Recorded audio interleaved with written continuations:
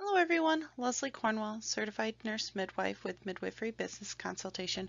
This next section of our course has to do with malpractice insurance. Legal disclaimer, any of this information is based on general information purposes only. It's not intended to substitute for professional, legal, or clinical advice. We strive to make the information as timely and accurate as possible, but we make no claims, promises, guarantees. Everybody's regulations are different. There's different policies out there for malpractice. This is just to help you kind of understand high-level medical malpractice insurance. Course objectives, the students will be able to verbalize why is this topic important, what different medical practice insurances are available, be able to talk about the common types of medical malpractice, and be able to verbalize why it's important to have insurance coverage available for your practice, for your clinical care, your business, all aspects of your services long term.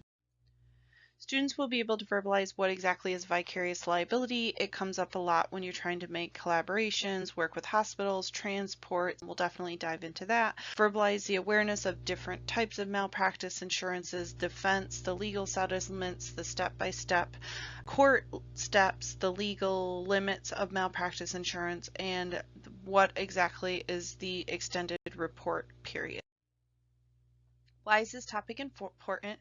It's essential to protect healthcare providers against claims alleging their negligent acts caused by injuries to patients. We're in an obstetrical high-risk environment as midwives, and eventually you're going to get sued. It could be a small claim, it could be a large, multi-million-dollar serious action against you, but it's important for your business, for your clinical care, for your personal assets, for you to avoid jail, to avoid paying forever on a claim. You want to have malpractice insurance, and part of the challenges I hear a lot of midwives say is just the cost factor. So I always challenge people with budgets, accurate fee schedules, negotiating, leveraging the experts in your community. Malpractice insurance is definitely something to look into and having part of your care. What exactly is medical practice insurance? Medical practice insurance is a type of errors and omissions coverage, meaning that if you accidentally make a mistake, you missed something, you gave too much medicine, you didn't assess something, there was a bad outcome because of a clinical decision, or you didn't give true informed consent, you left some things out of care that resulted in bad outcomes. It protects the midwives against claims alleging their negligent acts caused by injuries. So it protects them with legal defense, someone that's an expert on their side, and it protects that if there is a financial cost involved, that you have some coverage to support that expense. Medical malpractice insurance is essential and is typically called medical professional liability coverage insurance. In the US, midwives have Coveris, we have Contemporary Insurance, we have Southern Cross. So there's hundreds of malpractice insurance companies out there, but there's a few that are specific to midwives and birth workers across the country. You may see medical professional liability insurance listed as MedMal or medical liability. So if you're Google searching and trying to find companies, just know these are different words to use.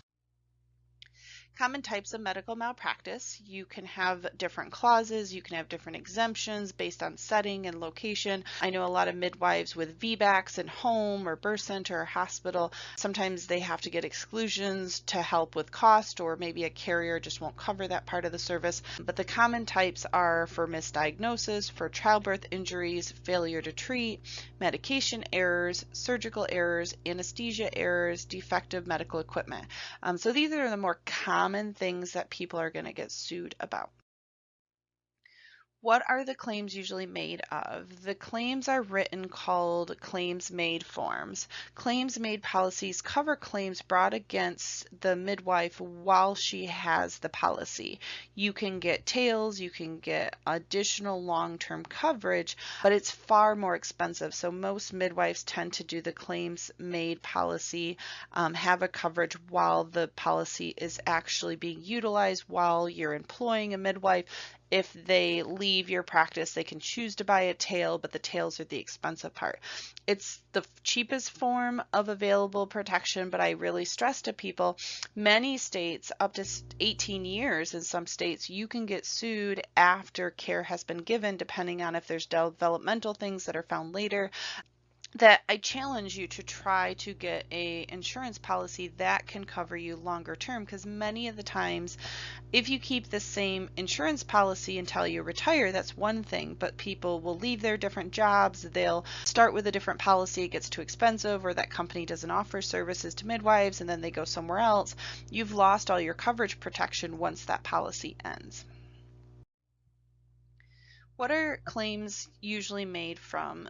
To be covered, claims must arise from acts you committed on or after the retroactive date. So if your policy goes into effect January 1st and you have somebody accusing you December 1st of doing something a month prior, your policy only covers, just like any other insurance. If you get a car, you get a house, your insurance will only cover the retroactive date when the policy is being started.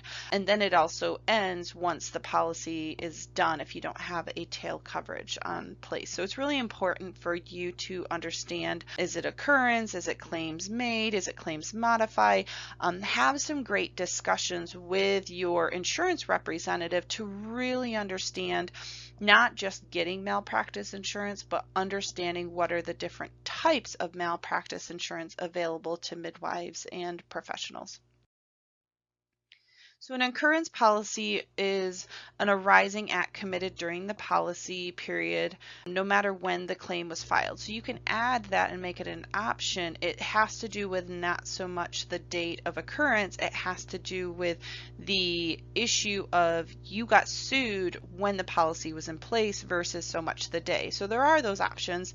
It has its benefits. Obviously, there's a different price point to that because we've talked about it. Claims can be made many, many years later. And so if you want protection from past, maybe you didn't have malpractice insurance, when you do your application, they're going to ask you if there's higher risk situations, if something occurred in the past. They may require an exclusion from that, or they may just want a heads up and do some risk reduction, because a lot of times insurance is not just about those really bad outcomes. They're going to give you help and support and training and resources to reduce the risk of claims even happening, because that benefits them as an insurance company. So the types of malpractice insurance, we talked about the claims made policies, covers a malpractice claim that is filed during the policy term regardless of when the incident had occurred. The occurrence policy, it covers malpractice that occurred during the policy term regardless of when the claim is reported to the insurance provider. What does medical malpractice insurance cover? It can cover many different things. Every policy is different. You need to look at it. It can help with legal defense. It can help with expert witness cost. It can help with the settlement fees, the court cost. It can help with just whatever is being paid out for a negligent case. They may negotiate for you. They may just help you settle before even going to court. There's many levels. I see malpractice insurance being more of a benefit to midwives when they're getting accused to the board of midwifery or the board of nursing by a hospital, by a competition, and they've got to defend themselves against a board that may or may not understand what they're doing in their services. And our goal is not to have the midwives represent themselves. So I see a lot of the malpractice insurance benefits not being the big scary cases that everybody fears and is afraid they'll lose everything to, but to defend yourself from those day to day. As you're getting more successful and growing and getting a presence, you're more likely to have accusations against your license. Not that you did necessarily anything wrong, but it's a competition, and sometimes they can put you closed as a business purely because you do not know how to defend yourself and things are dug into more than necessary. So it's definitely helpful to have medical malpractice insurance, not just for the typical, you had a bad outcome, baby died, mom died, you're getting sued for millions, but there's also other situations where insurance coverage is really helpful.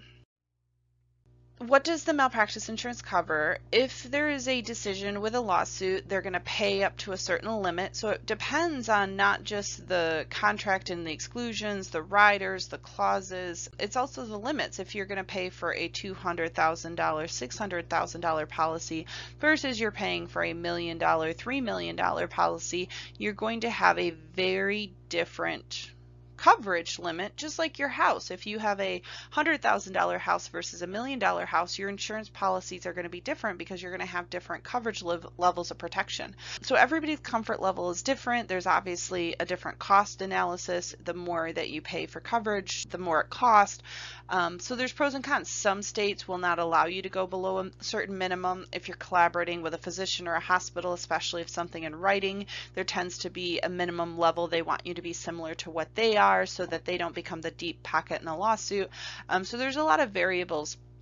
Some insurance companies will require you to have malpractice. Some will require you to have a certain minimum level. In some states it's just more expensive, or it's a lot harder for midwives to get certain coverage levels.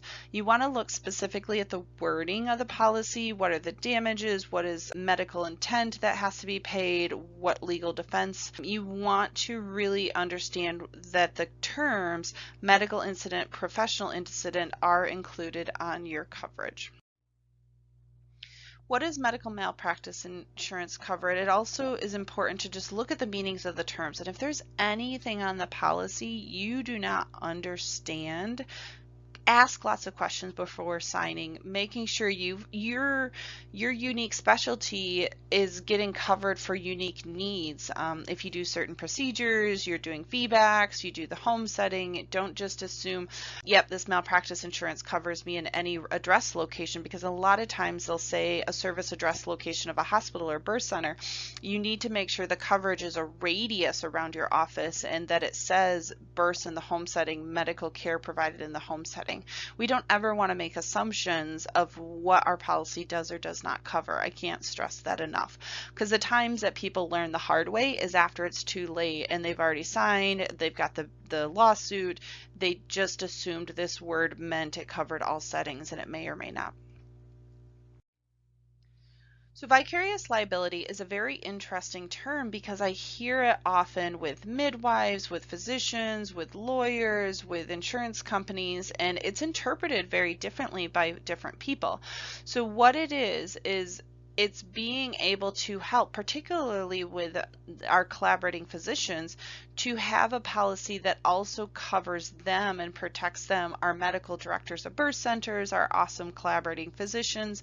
Do you have vicarious liability protection part of your plan? Do they have it on their plan? Is it going to cost more? Is it included? Is it just a given? Making sure your documents, that memorandum of understanding, the collaborating agreement, trying to keep the word supervisory out as much as we legally possible. Some states still require you to have that in writing. But our whole goal is to show, okay, if the midwife is providing care and the physician was never consulted, the medical director was never involved, they're not liable as best as we can possibly make it for the care and the choices you make. So some lawyers, they're going to try to use vicarious liability because the whole point is the more insurance coverages they can get involved to a case, like transfers, they're going to sue the business, they're going to sue the midwife, they're going to sue the transferring hospital, they're going to sue the physicians, they're going to sue everybody involved in care, and eventually people will be taken out as time goes on to show, was there any vicarious liability risk? Did the hospital have any risk to this? Was there some malfunction of equipment? Was there a barrier in care? Did they not train their staff well? So you want to, as much as possible, reduce your vicarious liability risk to the physicians, to the healthcare system. The documents need to be well, your policies need to be well, you need to consult when appropriately, talk about options, document everything really well. And so even your employees, your coworkers, you as a business owner have vicarious liability for all your staff you hire. You've trained them, you're responsible for them, you are responsible. So like even talking independent contractors, you have to be super careful. Like, do they have their own malpractice? Are they going to be under you? These are a lot of things to think about what are you ultimately responsible for? What is your collaborating physician ultimately responsible for when there's a bad outcome? And so we want to separate as much as possible and be on the same page. Like if they're recommending something, we all want to recommend evidence, personalized options, informed consent, and then put documentation really well. What did the family choose based on the options being provided? So you want to have awareness in malpractice insurance. You want to have, these are the acts committed under the influence of drugs and alcohol. I mean, midwives in particular, we're tired, we're exhausted, we're depressed, we're anxious. We may be using a prescription drug and then it gets abused and it gets used more under the table. It's not ever our intention. Nobody just goes on drugs because they want to go on drugs, but you'd be surprised because it's such a taboo concept and discussion. Midwives will sometimes, instead of taking a Tylenol, they're going to drink a glass of wine instead. And when does it become an influence that now they have to do their next birth, and that could be shown as an impact on their decision making? Or you're on call 24/7, you have a backup midwife that's supposed to be supporting you, you're going out with some girlfriends to go have some fun, and then all of a sudden that midwife got in a car accident and she can't go to the birth, and you have a lady at home that's not having anybody there. You're threatened with abandonment or going there with the influence of alcohol, and that'll impair your decision making. So there are these tough situations that midwives try to reduce their risk of, but when we do out of hospital in birth worlds, sometimes things happen that we just can't control. Sexual misconduct, that more has to do with our staff and our colleagues. It's pretty rare with our patients, but things are happening more and more. Dishonest, fraudulent, this happens a lot with paperwork. It happens a lot with financial agreements. Having accusations that if you promise them a perfect home birth and then all of a sudden they had a bad outcome and there was complications long term and financial needs to support that with physical therapy, repeat surgeries, cerebral palsy, and now the baby needs all these extra things, like they may feel that you perceived to them they were going to get this perfect birth and you weren't honest and transparent what all the risks were involved in choosing an out-of-hospital birth. There's injuries that are arising from auto accidents. If you're providing your staff vehicles to go back and forth to home visits, you want to make sure that you have malpractice and good business coverage and good auto owner's insurance that covers your employees, not just you. If we're transporting our patients, it's usually more if we'll call ambulance most of the time, but maybe they just need an epidural and their vehicle's too small. We've got a van, we've got the equipment, the supplies, and maybe there's a baby and it's just EMS is not coming and you want to transport. So you want your insurance coverage to have not just your care, but any of your equipment, any of your vehicles you may be using for work-related purposes. You want to make sure that they're all part of that. Anything with the business, there's different types. There's facility insurance, there's the, like if all of a sudden there's a fire in the equipment, there's business insurance, someone slips and falls, they're accusing you of harassment, they're accusing you of fraudulent services. You want to make sure you have different types of malpractice insurance covering your business, your employees, for long-term risk reduction. Claims arising out of certain procedures. I know IUDs, surgeries, the more procedures you do, the higher risk that has. If you're a midwife that's doing GYN services only, your cost of malpractice is going to be about 90% cheaper than anyone that does obstetrical services. So if you do ultrasounds, you do prenatal visits, whether or not doing the birth, it increases the liability risk because a lawyer could say, hey, you missed something on an ultrasound and that affected the birth outcomes. Hey, this gestational diabetes screening should have been followed up on and you didn't, and now she had undiagnosed gestational diabetes, a big baby, shoulder dystocia, XYZ happened. So there's a big difference. The more procedures, the more services you offer that are in a higher risk of liability. It's all algorithms and calculations to insurance companies. That's when it costs more, which I find very interesting because I've talked to Izzy with Contemporary Insurance numerous times. Part of why midwives pay so much for malpractice insurance is not because we're super high risk with our claims and our outcomes. It has to do with the tiny pool of midwives that are actually getting malpractice insurance. So he reinforces all the time, if we could get more midwives to be part of the pool of malpractice coverage with these companies, it'll actually lower the cost for everyone. So that's something just to kind of think about with our malpractice insurance carriers. And if not very many midwives are using it, they don't have a lot of data to pull from and funds to pull from for those rare outcomes. So then the last thing, if there's a HIPAA, if there's an unauthorized disclosure on accident or on purpose of medical information, that also is covered with malpractice. What is defense and settlement? So I just want you guys to know high level, because a lot of midwives, we aren't taught this in school, we don't understand it. What is defense and what is exactly the settlement component? So virtually all malpractice policies cover defending you against a claim. Policies cover costs incurred by the attorney. There's sometimes limits, there's certain stages. If it's you have to defend yourself against the Board of Midwifery, the Board of Nursing, or you have to defend yourself in the legal system. You just have to make sure your coverage is very specific. And then they do not cover costs incurred by a lawyer. You hire yourself. So if you decide I want a second opinion, I want someone outside of their staff, their firm, off their recommended list, that's your decision you made. Depending on the policy, defense costs can include limits, it can have damages, it can have other different coverage levels. You just have to look really closely. But defense costs, just defending yourself, whether you did anything right or wrong, can get really expensive fast. And that's why a lot of times a settlement is done, not that you did anything right or wrong. And that's what's so hard and frustrating for midwives. We say, well, why did you just pay her $5,000? And they're like, just to go to court to defend you with our lawyers and all of our steps is going to cost $50,000. Like, even if you're right or wrong, they're a business, they're looking, and that's what's frustrating, because a lot of these settlements are done ASAP because it's more cost effective than trying to defend you in court, even though it's not saying you did anything right or wrong. Some malpractice policies allow you to settle. They allow you to be part of the process. Obviously, if you don't want to settle, you have that choice and right, but a lot of the lawyers are going to advise you. Like I reinforced, they can't do it without your consent. So note that consent to settlement clauses are often subject to restrictions. So if you did something terrible, awful, and it's going to be very difficult for them to defend in court, and the family is like, I just want X, Y, Z. I want her to stop practicing. I want this bill paid, whatever. If the insurance company feels like it's in the best interest, there are a lot of times restrictions that the midwife just can't say, nope, you can't. I want you to defend me no matter what, even if it's looking like it's hard for them to be able to defend you and win in the end.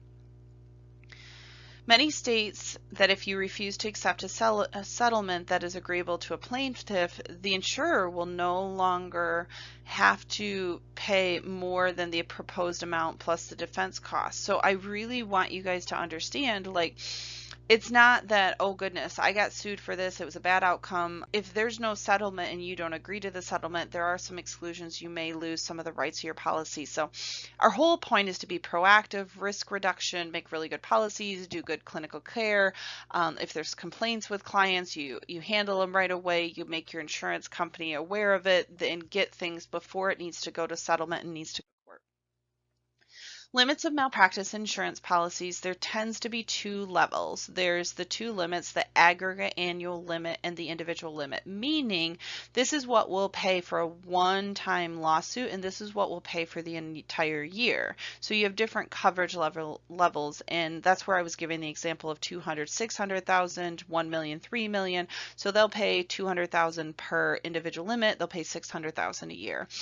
They'll pay 1 million per claim, and they'll pay up to 3 million a whole year. So you want to, depending on the policy, you want to really understand it. What's the pros and cons? What is the regulations in your area? How much? Some states have more litigious risk than other states. If you have a great collaborating physician, you're doing low risk procedures, you have a great relationship with your families, it definitely helps with reducing that risk of lawsuits. We talked already, malpractice insurance, depending on your specialty, unfortunately, obstetrics is one that's a high litigation. Our U.S., and it depends on the state you're in. So you really want to just know your area. You could pool together with other midwives. I've seen great franchises do self-funded malpractice coverage. There's experts on our team out there, so you just have to have a conversation with them. What is the extended reporting period? So claims made policies won't cover against after the policy has expired. You can report a problem if your policy has been canceled, renewed, or replaced by an occurrence policy, but fortunately, you can buy coverage, you can buy tails, you can buy extenders, you can purchase things to help with prolonging that protection period. They have various costs to them.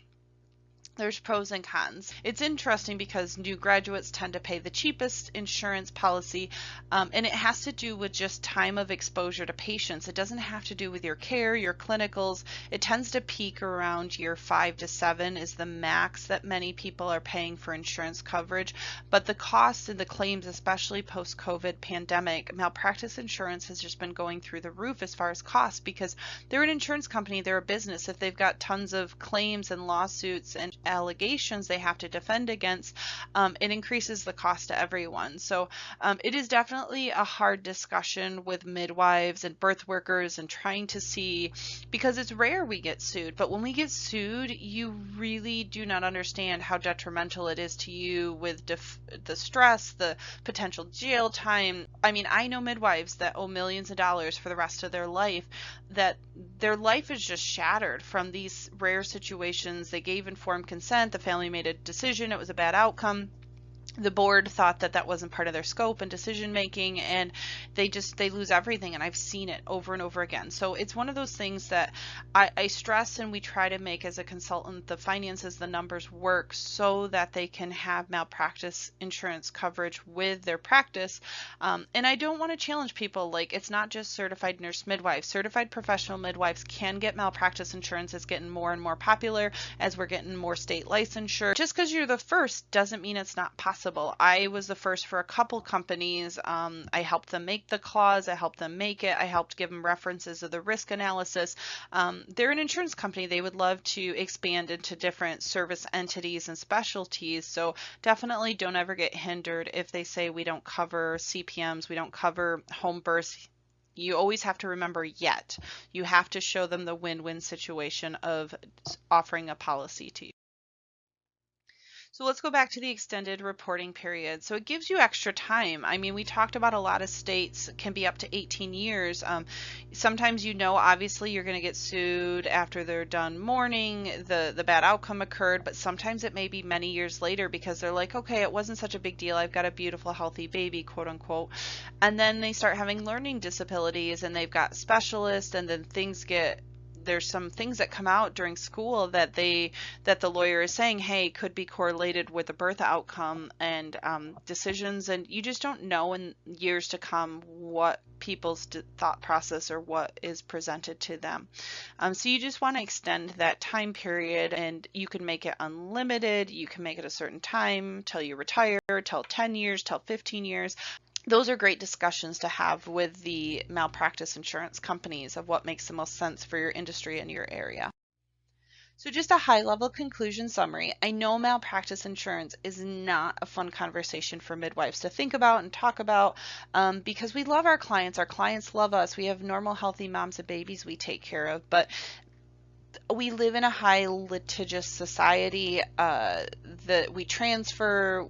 Maybe we only serve the Amish Mennonites, but we're still transferring to the hospitals and the doctors, and they can sue us and they can put allegations against us. So you have to be able to have a malpractice insurance that covers you, and it helps with peace of mind, personal assets, defending you, because we are a minority in this bigger healthcare system. Physiological birth is not the popular mainstream option, and so we need to have someone we're hiring to defend us, to advocate for us, to protect our financial gains in the future from those rare situations.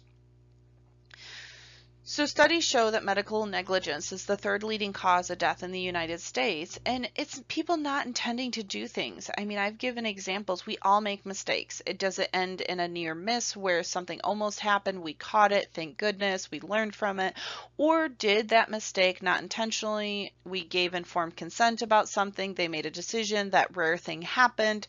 Maybe we did everything we were supposed to, but there was still a bad outcome you are getting sued for and have to defend yourself against.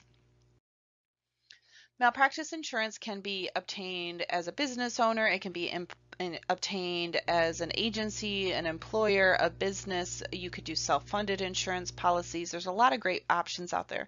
The two most basic kinds that midwives and professionals will get are the claims made policies and occurrence policies, and then you can choose to add a tail at the end or not. A lot of times these policies will cover legal costs, punitive damage, settlements, medical damage. Their whole point is to, if there's an error and an omission of something that happens with your business, that's what that insurance is to help protect you from.